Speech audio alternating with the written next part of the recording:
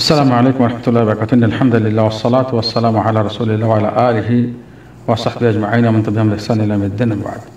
সম্মানিত বিহার দর্শক শ্রোতা বন্ধু, আমরা আজকে লাইলাতুল কদরের 7টি বৈশিষ্ট্য জানব। এর মধ্যে প্রথম বৈশিষ্ট্য হলো আল্লাহ তাআলা এই রাতটিতে কোরআন নাযিল করেছেন। ইন্না আনজালনাহু ফি লাইলাতুল কদর। দুই নম্বর বৈশিষ্ট্য হলো আল্লাহ তাআলা এটাকে কি বলেছেন, খায়রুম মিন আলফি শাহর, হাজার মাসের চেয়েও বেশি, 83 বছর 4 মাসের চেয়ে উত্তম এক রাত্রি ইবাদত।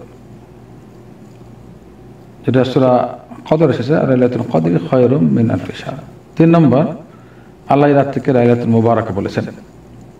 এটা সূরা দুখান এসেছে 3 নম্বর আয়াতে, ইন্না আনজালনাহু ফি লাইলাতিন মুবারাকা। 4 নম্বর বৈশিষ্ট্য, এই রাত্রিতে ফেরেশতারা নাজিল হন, সঙ্গে সঙ্গে ফেরেশতাদের সর্দার জিবরিল আমিন রূহ, জিবরিল আমিন নিজেও এই রাত্রিতে নাজিল হন জমিনবাসীদের উপরে।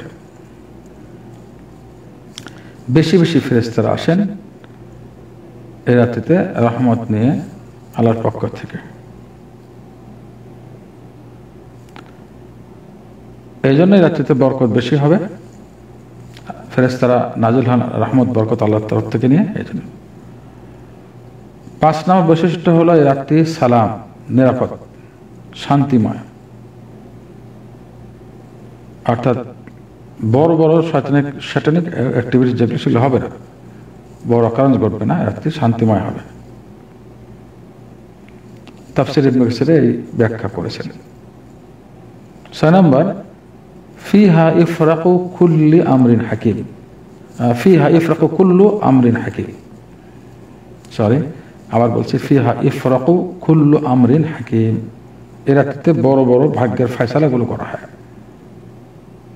ভাগ্যের বড় বড় সারা বছরের ফয়সালাগুলো বা মানুষের বয়স, মৃত্যু, যেটা রিজিক ইত্যাদি এই রাত্রিতে ফয়সালা করা হয়। এই ব্যাখ্যা তাফসীর ইবনে কাসীর করেছেন।